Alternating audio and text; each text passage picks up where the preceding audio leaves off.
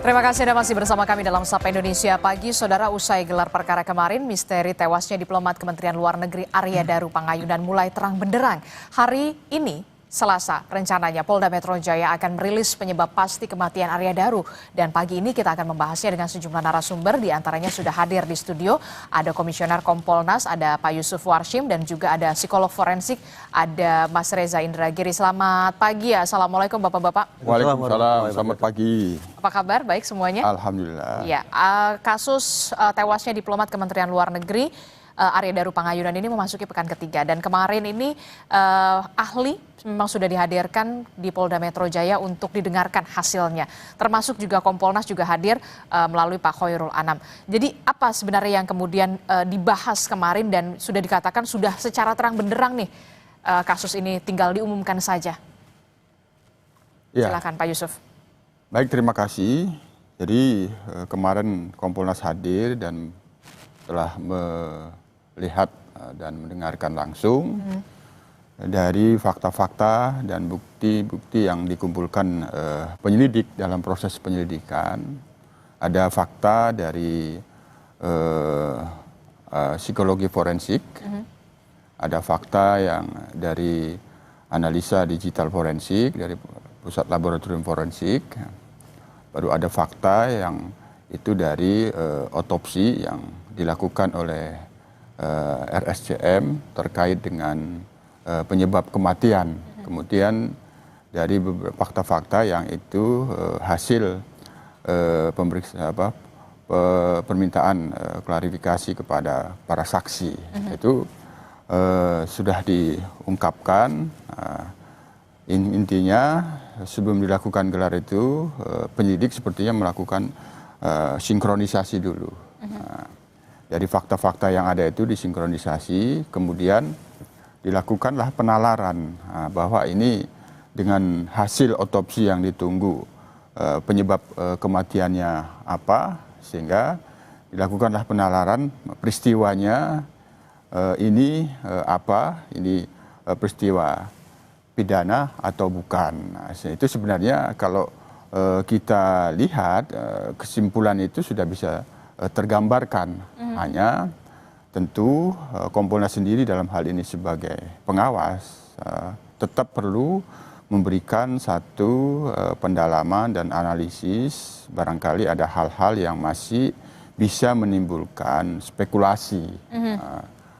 Ketika nanti hasil kesimpulan penyelidikannya itu katakanlah bukan tindak pidana, tapi ternyata masih ada pikiran spekulasi bahwa ini tindak pidana. Itu yang sangat penting terus kita dalami hingga yang pada akhirnya nanti apabila hari ini memang jadi akan disampaikan hasil penyelidikannya itu, tentu catatan-catatan yang tetap kita minta perhatian dan pendalaman dari penyelidik itu tetap kami sampaikan. Oke, jadi ada beberapa fakta-fakta yang kemudian disampaikan atau disampaikan kepada penyidik, diantaranya dari psikolog forensik, kemudian digital forensik, dan juga dari hasil otopsi dari Rumah Sakit Cipto Mangunkusumo ya, begitu ya, yang kemudian dirangkai begitu ya untuk bisa memutuskan apakah ini tindak pidana ataukah bukan tindak pidana.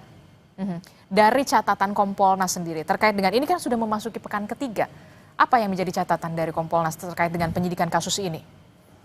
Catatan kita memang dan itu setuju bahwa proses penyelidikan ini penuh kehati-hatian dan dituntut kecermatan. Penuh kehati-hatian dan kecermatan. Mengapa demikian? Karena di dalam memberikan penjelasan nantinya terkait dengan hasil penyelidikan itu, bahwa kesimpulan daripada hasil penyelidikan itu bisa tidak menimbulkan keraguan-raguan dan itu memberikan keyakinan.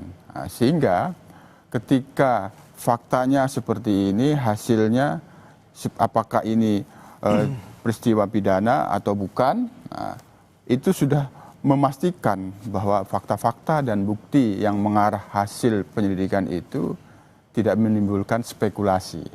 Dan tidak ada bantahan di kemudian harinya?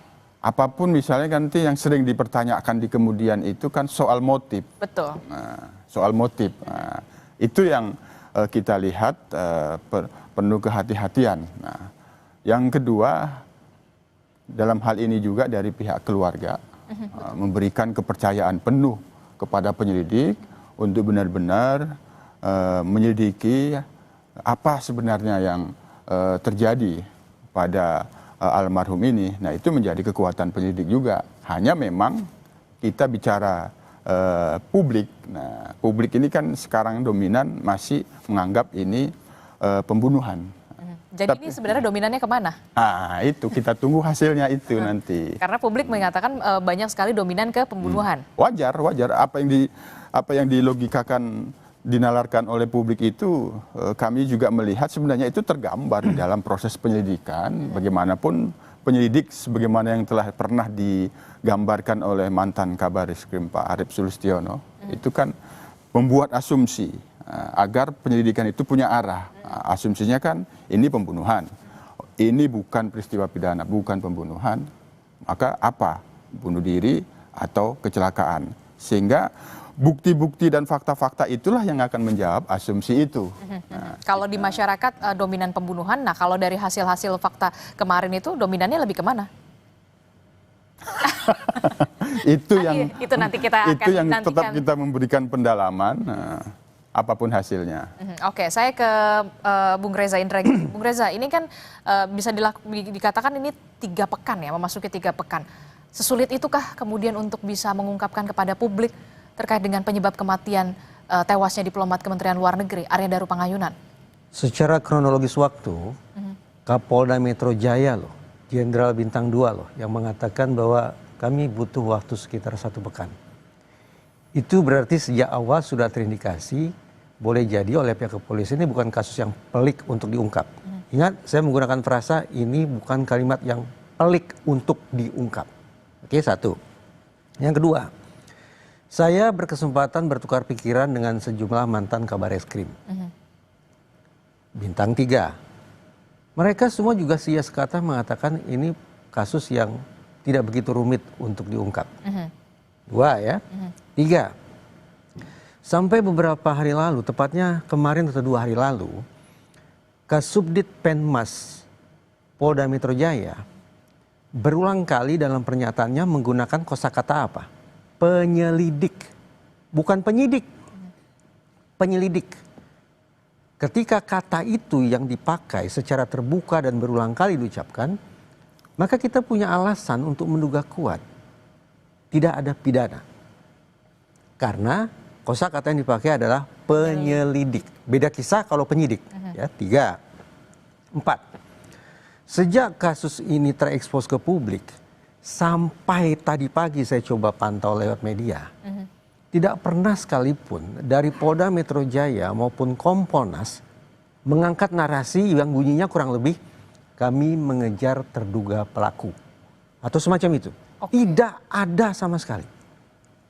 4 hal ini yang menjadi dasar bagi saya untuk memang berspekulasi bahwa boleh jadi nantinya yang akan diumumkan oleh Polda Metro Jaya adalah meninggalnya almarhum memang sangat menyedihkan, tapi bukan akibat peristiwa pidana. Ini spekulasi. Definitif bagaimana ada di Polda Metro Jaya.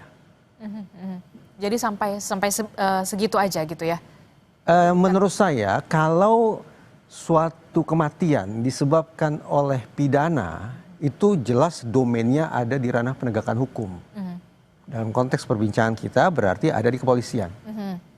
Tapi kalau seseorang siapapun itu meninggal akibat bukan pidana, sesungguhnya masalahnya keluar dari kantor polisi. Oke, kalau misalkan ini bukan tindak pidana dan Anda juga mengatakan beberapa Kapolda mengatakan ini tidak sesulit itu, kemudian Kabareskrim juga mengatakan tidak sesulit itu. Lalu kenapa kemudian publik seakan-akan dibuat berspekulasi ini begini segala macam gitu. Apa yang kemudian membuat rasanya kok ya lama sekali begitu untuk menentukan suatu penyebab kematian Arya Daru Pangayunan?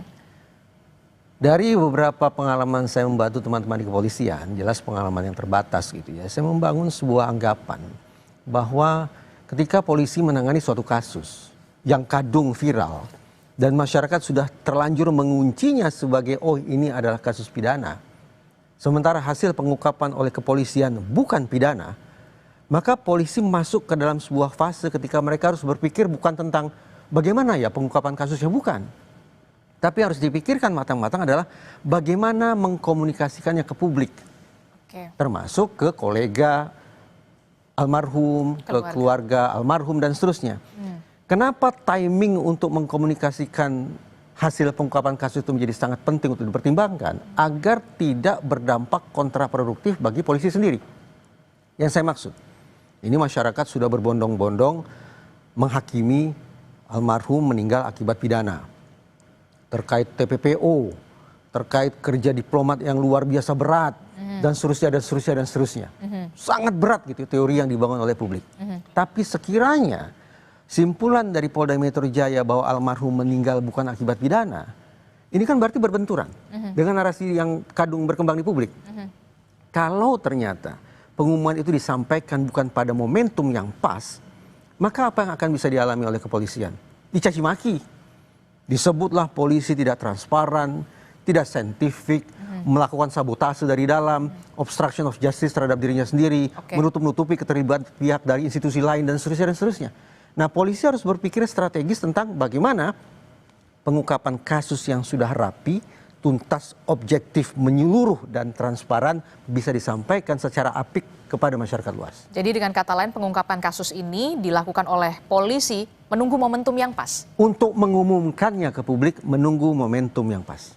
Terkait dengan menunggu momentum yang pas, pola komunikasi yang dilakukan oleh polisi itu saya memandangnya, ini bentuk atau strategi yang dipakai oleh pihak kepolisian untuk mencicil informasi kepada masyarakat. Ya, karena kita juga merasakan dari awal pertama kali dicicil lah dalam tanda kutip dicicil CCTV dulu dikeluarkan, kemudian CCTV yang lain dikeluarkan, barulah kemudian ada CCTV yang di rooftop Kementerian Luar Negeri, begitu ya. Dicicil sedemikian rupa sebagai bentuk pengkondisian kepada masyarakat. Pengkondisian. Agar kalau ternyata simpulan polisi ternyata berbeda dengan anggapan publik, masyarakat yang sudah dicicil informasi itu sudah akan lebih bisa menerima kemungkinan bahwa seseorang meninggal ternyata bukan akibat pidana. Bahwa ternyata publik akhirnya dihadapkan pada fakta yang berbeda. Dengan kata lain, untuk mencegah terjadinya benturan tahap kedua antara polisi dengan masyarakat terkait dengan narasi yang berkembang di publik, itulah strategi yang boleh jadi sedang digunakan saat ini, yaitu mencicil informasi. Sambil mungkin nih teman-teman di Polda Metro Jaya juga melakukan cermatan terhadap sosial media netizen untuk melihat seberapa jauh netizen sudah mulai bisa menerima kemungkinan bahwa seseorang meninggal akibat bukan pidana. Benarkah demikian Kompolnas dari hasil yang sudah dilakukan pengawasan? Jadi sebenarnya polisi memang hanya menunggu momentum yang pas untuk melakukan pengungkapan sebuah kasus tewasnya Arya Daru Pangayunan. Karena memang sudah terlalu banyak sekali ini ada atensi juga, kemudian juga spekulasi yang sudah berkembang di masyarakat dan juga media sosial. Kompolnas melihatnya tidak demikian, tapi melihat pada bagaimana penyelidik, sekali lagi ini penyelidikan secara sederhana, tujuannya kan penyelidikan itu untuk mengumpulkan informasi dan bukti awal terkait dengan dugaan tindak pidana. Namanya penyelidikan, ini ditemukan ada orang meninggal dunia, dugaan awal ini penyelidikan ini pembunuhan dugaannya, karena apakah benar, maka dikumpulkanlah bukti-bukti dan fakta-fakta itu. Kami melihatnya bahwa tidak pada soal momentum yang tepat untuk bisa menyampaikan, karena kalau kita lihat dari proses penyidikan ini 3 kali dilakukan olah TKP. Itu catatan penting betul yang kita lihat. Mengapa harus 3 kali? Karena memastikan apabila ini diduga bunuh diri, bagaimana pembunuh itu melakukan di kamar kos ini. Nah, karena rentang waktunya itu kan harus dilihat. Sekira pukul 21, istri memberikan informasi bahwa tidak bisa lagi berkomunikasi, off. Nah, bagaimana analisis digital forensiknya? Sesuai tidak? Sesuai, nah, kan begitu. Nah, di mana pada saat off itu almarhum? Dilihat analisis digital forensik, CCTV, ada Kemenlu, oh dia berada di sana. Di rooftop lantai 12 Kementerian Luar Negeri. Jam berapa yang bersangkut almarhum itu sampai ke rumah kos? Ada CCTV jam sekian. Pukul 23 dia aktivitas membuang sampah, terus kembali. Nah, itulah kita lihat dan itu dilihat oleh penyelidik rentang waktu yang memungkinkan apabila itu dilakukan pembunuhan karena pukul 23 almarhum masih membuang sampah. Maka pertanyaan kapan dilakukan itu, disitulah dilakukan olah TKP. Apabila ada pembunuh yang masuk ke dalam kamar itu, dari mana dia masuk? Dilihat plafon, kamar mandi rapi. Hanya 2, pintu atau jendela. Karena jendela bisa dibuka. Nah, itulah dilakukan olah TKP, sehingga kami pun tetap memberikan catatan ketika kita coba jelaskan fakta-fakta ini kepada beberapa teman-teman kriminolog, memang dia terbagi 2. Ini ada pembunuhan, ini bukan. Nah, melihat fakta-fakta itu. Tapi di dalam penalarannya, rentang waktu. Kapan almarhum meninggal dunia, disebabkan apa, disitulah fakta itu yang akan dinalarkan ini bukan pembunuhan, ini pembunuhan. Itulah catatan kita. Jadi memang dari sisi proses yang dilakukan itu bukan soal, sekali lagi kami melihat bukan soal timing waktunya, tapi dari olah TKP 3 kali itu sebenarnya penyidik sendiri ingin meyakinkan betul fakta-faktanya itu seperti apa. Yang kedua tentu proses komunikasi dengan pihak keluarga, yang itu terus tetap dijaga. Apa yang diinginkan oleh keluarga itu terus dijaga oleh pihak penyidik, sehingga kita terkesan memang seolah-olah lambat memberikan informasi, tapi kami sendiri sebagai pengawas tentu terus mendorong agar ada update, termasuk proses, termasuk fakta-fakta apa yang penting untuk dikumpulkan. Maka itulah kami ke Jogja. Kami Jogja bertemu dengan keluarga, memberikan satu pendalaman terhadap proses yang sudah dilakukan oleh penyidik, sehingga itu yang kita sampaikan. Sehingga apa yang kami sampaikan itu sebenarnya mendorong pihak penyidik sendiri secara bertahap menyampaikan kepada publik, termasuk tentang rooftop itu kan kami juga sudah menyebut di awal di wawancara beberapa media. Apakah itu benar? Saya katakan benar. Ada rekaman CCTV yang itu ada di rooftop. Hanya yang perlu dianalisis dan dinalarkan apa aktivitasnya. Nah, yang itu bisa kemudian menggambarkan fakta apa di situ. Nah, itu yang kemudian jadi pertanyaan saya begitu kan. Ini berkomunikasi terakhir jam 9, kemudian off, tidak ada komunikasi, barulah kemudian muncullah CCTV di rooftop Kementerian Luar Negeri begitu ya, yang dikatakan bahwa Arya Daru Pangayunan berada di rooftop di lantai 12 kalau tidak salah, dan ditemukan tas berisi rekam medis dan juga belanjaan Arya Daru. Apa dari sisi psikolog forensik yang bisa dibaca dari sini? Tapi jangan dijawab dulu, Mas Reza. Temukan jawabannya usai jeda. Tetaplah bersama kami di Sapa Indonesia Pagi. Kami akan segera kembali.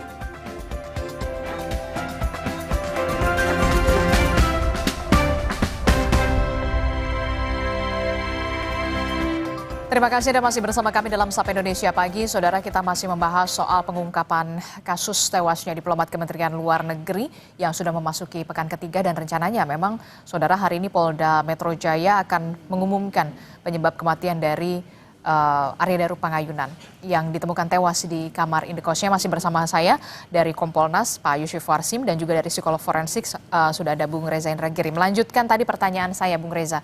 Ini yang jadi pertanyaan besar begitu ya kan, seperti dicicil ya memang informasinya begitu, dari mulai CCTV di kamar, di depan indekos, kemudian baru ada CCTV rooftop begitu ya. Nah, yang jadi pertanyaan saya, ketika dari sebuah mall, ini kan ada informasi dari sebuah mall begitu ya, kemudian ditemukanlah visual yang memperlihatkan Arya Daru Pangayunan ini berada di rooftop. Ditemukan juga rekam medis di dalam tas, dan juga telepon seluler yang sampai saat ini belum ditemukan. Padahal di awal penyelidikan, polisi mengatakan tidak ada barang berharga korban yang hilang. Apa yang bisa Anda baca dari sini, dari sisi psikolog forensik? Terkait dengan keberadaan almarhum di rooftop. Memang berulang kali di wilayah Jakarta ini terjadi peristiwa orang menghabisi hidupnya sendiri dengan cara melompat dari tempat tinggi. Memori kita berisi kenangan-kenangan tentang hal itu. Karena itu ketika kemudian publik menyaksikan ada sebuah tayangan berikutnya yaitu tentang almarhum berada di rooftop, maka masyarakat pun serta-merta mengasosiasikan tayangan tersebut dengan ingatan yang sudah ada sebelumnya. Yaitu muncul pemikiran, adakah kemungkinan ini merupakan gambaran tentang seseorang yang sedang berencana, berencana untuk mengakhiri hidupnya dengan cara melompat dari tempat tinggi. Saya katakan pemikiran semacam itu masuk akal. Tetapi saya selalu mengatakan begini ke teman-teman di kepolisian. Untuk menarik sebuah simpulan definitif apakah seseorang meninggal akibat bunuh diri atau bukan, tidak cukup hanya dengan melihat unsur P atau plan atau perencanaan saja. Tapi ada 4 unsur yang harus kita takar secara terukur sehingga simpulannya sinkron atau tidak. 4 unsur itu adalah IPAD, IPAD atau iPad. P sudah kita singgung. Plan. Bagaimana orang yang tindak tanduknya di atas rooftop bisa saja ditafsirkan sedang berencana untuk mengakhiri hidupnya.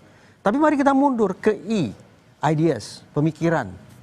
Tercermin lewat perkataan, perbincangan, posting di media sosial, di WhatsApp, ataupun narasi-narasi lainnya.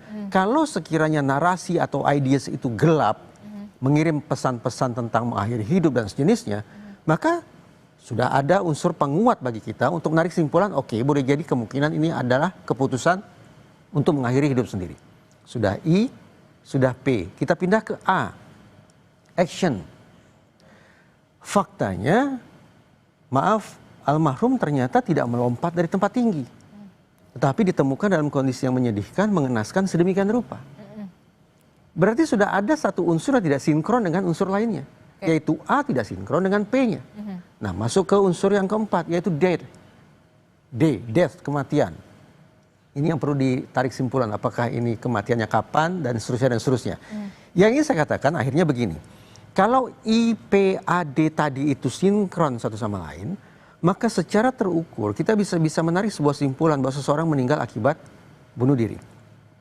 Tapi kalau antar 4 unsur tersebut tidak sinkron, bahkan mungkin kontradiktif satu sama lain, maka kita memang harus mengecek ulang apakah dugaan tentang bunuh diri ini harus kita definitifkan atau justru harus kita bandingkan dengan kemungkinan situasi lainnya yang menyebabkan seseorang bisa kehilangan nyawa. Untuk IPAD ini menurut Anda dari kasus Arya Daru Pangayunan ini sinkron semuanya?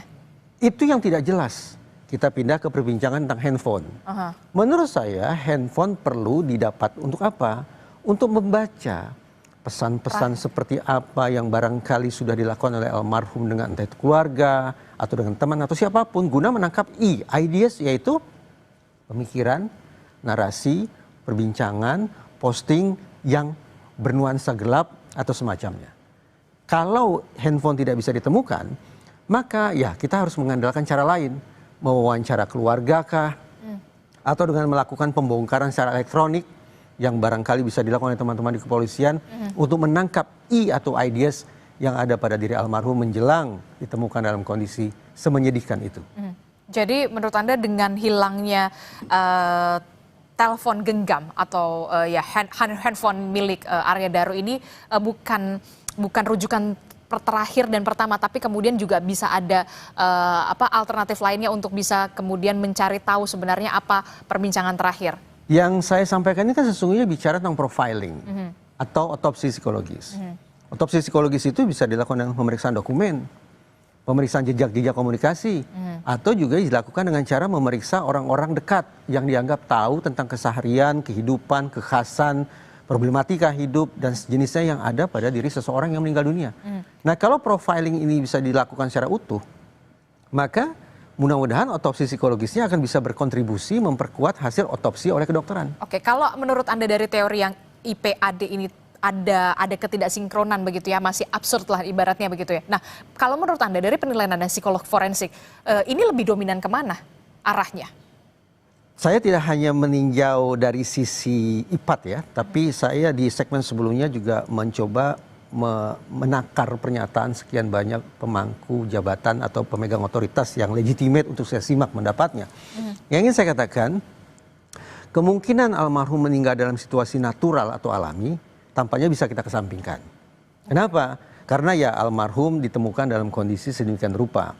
Dan kita tentu bersepakat itu bukanlah kondisi yang secara natural atau alami dialami oleh orang yang meninggal dunia. Satu, berarti kita kesampingkan kemungkinan yang natural. Yang kedua, kemungkinan bahwa almarhum meninggal akibat perbuatan orang lain. Saya menggunakan frasa akibat perbuatan orang lain, bukan pembunuhan. Bagaimana kemungkinannya? Kemungkinan selalu ada. Tetapi bukankah Polda Metro Jaya dan Kompolnas sendiri yang mengatakan, tadi sudah diilustrasikan oleh Pak Yusuf, yang memandu cara kita berpikir untuk tampaknya kemungkinan tentang almarhum meninggal akibat perbuatan orang lain pun bisa dikesampingkan. Sidik jari yang ditemukan hanya satu. Plafon tidak ada tanda-tanda dijebol atau dirusak.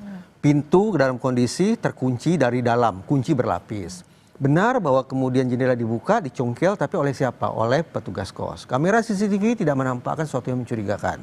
Penjaga kos patroli berulang kali dan melihat ada sesuatu yang janggal. Saksi sesama penghuni rumah juga tidak mendengar ada kegaduhan atau semacamnya pada malam itu. Semua itu sekali lagi memandu kita untuk berpikir bahwa kemungkinan almarhum meninggal akibat perbuatan orang lain tampaknya juga bisa dikesampingkan. Sudah dua yang bisa dikesampingkan. Alhasil sekarang tinggal dua lagi. Yaitu almarhum meninggal akibat keputusannya sendiri untuk mengakhiri hidupnya, ataukah almarhum meninggal akibat kecelakaan. Menurut Anda dari dua ini yang paling possibility? Saya memilih untuk menunggu pengumuman resmi saja dari pihak Oke, kepolisian. baik. Tapi saya lebih nyaman untuk mengatakan begini. Karena begini Mbak Dis, dari 4 situasi yang saya sebut tadi, yang pidana cuma satu, yaitu meninggal akibat perbuatan orang lain. Inilah satu-satunya ruang bagi publik untuk mendiskusikannya secara terbuka. 3 kemungkinan yang lain bukan pidana.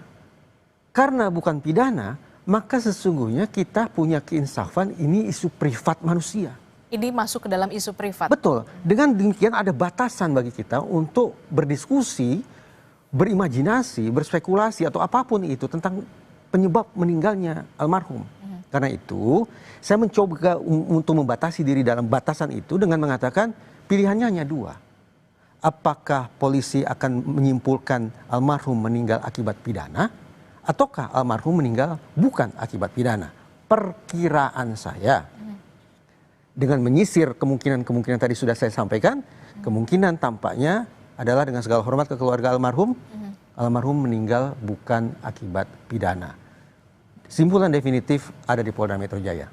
Tentu kesimpulan akhirnya kita menyerahkan kasus ini kepada Polda Metro Jaya. Tapi kalau kemudian kita lihat ya, mohon maaf sekali dengan ditemukannya almarhum dalam kondisi seperti itu, begitu kan? Ini kan kehabisan nafas, begitu ya, kehabisan oksigen, afiksia, begitu ya. Tapi kemudian yang berkembang juga, kok lilitannya terlalu rapat, terlalu banyak jadi spekulasi. Nah, bagaimana ada psikolog forensik melihat soal ini? Ada satu informasi yang tadi sepertinya sudah saya sampaikan. Berspekulasi tentang arah lipatan lakban, gulungan lakban segala macam, itu bisa saja. Saya tidak cukup kompeten untuk sampai ke sana. Tapi saya terkenang perkataan Pak Arief, Ketua Harian Kompolnas, yang mengatakan sudah dilakukan pemeriksaan sidik jari, hanya ditemukan 1 sidik jari. Ya sudah. Yaitu sidik jari almarhum sendiri.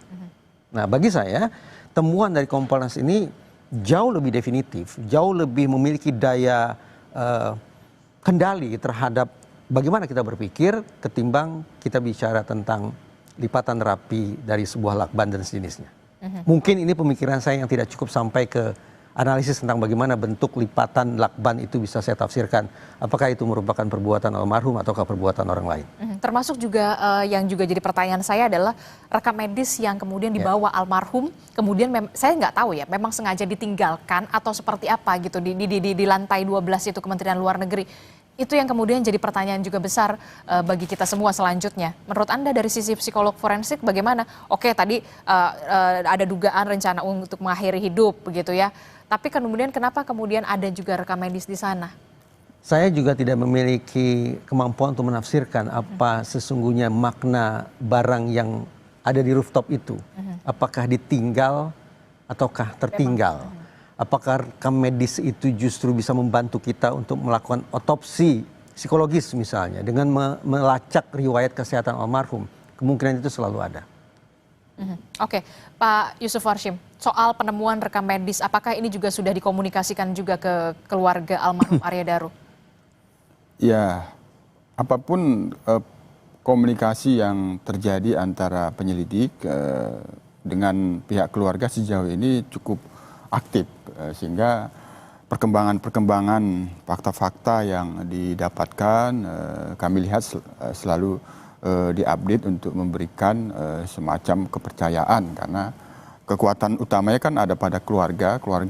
Beda kalau keluarga sendiri itu sudah dari awal menganggap ini bukan meninggal sendiri tapi ini pembunuhan, nah, gitu. Itu beda lagi itu. Nah, tapi karena keluarga ini memberikan kepercayaan penuh kepada penyidik, apapun hasilnya mereka akan terima, tapi kan penyidik selalu memberikan informasi, termasuk ya barang-barangnya. Nah, terkait dengan yang di rooftop itulah bagian dari itu kan fakta.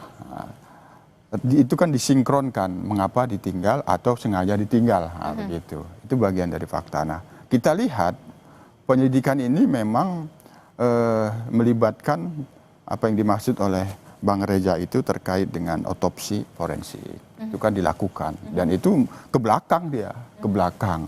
Pada saat mereka melihat ke belakang itu membutuhkan juga fakta-fakta yang bisa dikemukakan dari analisis digital forensik. Nah, apa yang ada dalam digital almarhum yang itu bisa menerangkan fakta-fakta yang itu bisa menjadi informasi untuk dilakukan otopsi psikologi forensik oleh Apsipor. Itu cukup panjang, itu menarik ke belakangnya sampai ke tahun 2013 kalau ingatan saya, sampai ke belakang informasi yang dilakukan analisis sehingga dari 2013 itu bisa digambarkan bagaimana sebenarnya almarhum ini, sosoknya seperti apa, ada hal-hal apa yang itu punya hubungan dengan peristiwa meninggalnya almarhum di kamar kos itu. Itulah dilakukan analisis. Nah, itu menjadi fakta yang penting juga untuk dilakukan otopsi oleh psikolog forensik. Nah, sehingga dengan fakta-fakta yang tadi ada analisis digital forensik, ada fakta yang dari